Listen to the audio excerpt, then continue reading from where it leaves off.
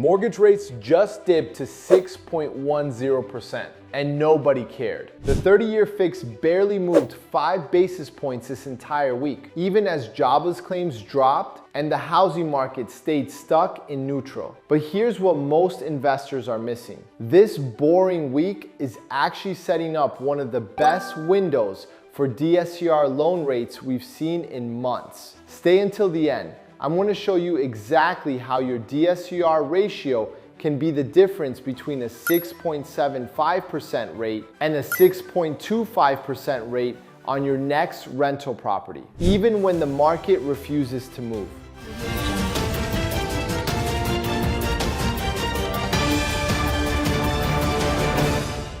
The jobless claims paradox: why good news is keeping your rate stuck.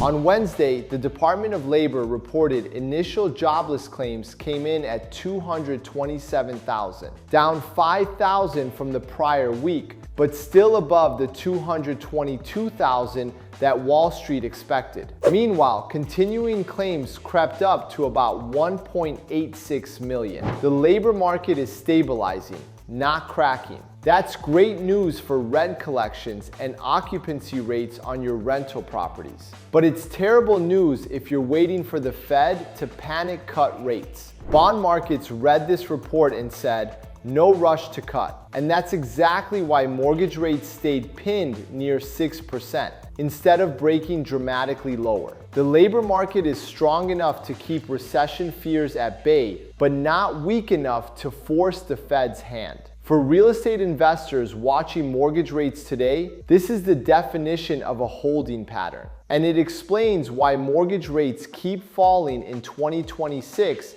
is the question everyone's asking, but nobody can answer yet. The subdued housing trap: why smart investors are moving right now.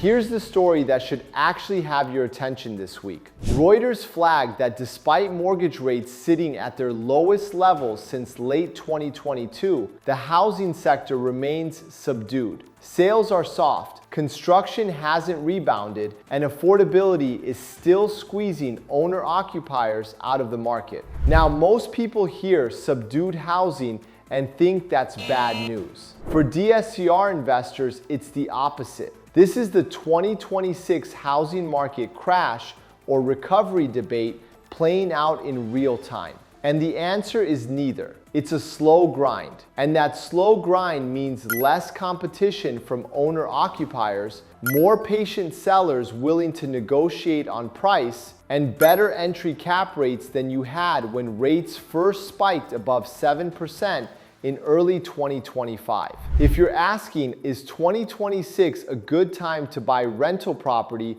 with DSCR loans, this subdued market is quietly handing you leverage that disappears the moment rates drop another half point and buyers flood back in. Now let's look at the rate update together. 30-year fixed mortgage rate started at 6.15% to ended at 6.10%. That's a tiny 5 basis point pullback, essentially flat. DSCR loan rates typically sit 0.50% to 1.00% above conventional mortgage rates, which means most DSCR investors are seeing quotes in the mid-6s to low 7s this week. No new GDP release or revision was published during this week's window. Recent quarterly prints have shown moderate positive growth, enough to keep the Fed cautious about aggressive cuts, but not strong enough to push long-term yields back toward early 2025 highs. Your move: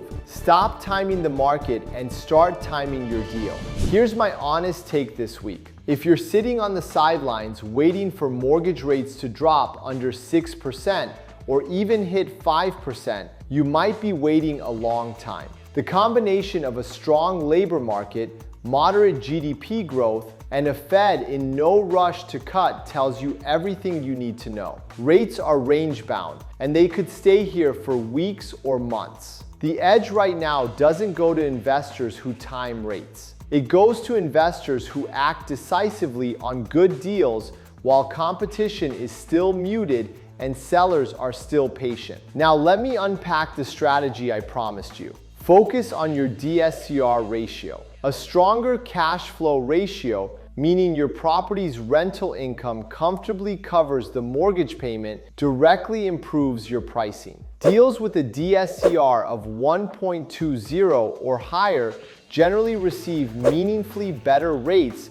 than borderline files hovering near 1.0. That can be the difference between 6.75% and 6.25% on your next rental property. How do you improve it? Target properties with strong market rents. Keep your loan amount lean and underwrite conservatively. And just like that, these are already old news.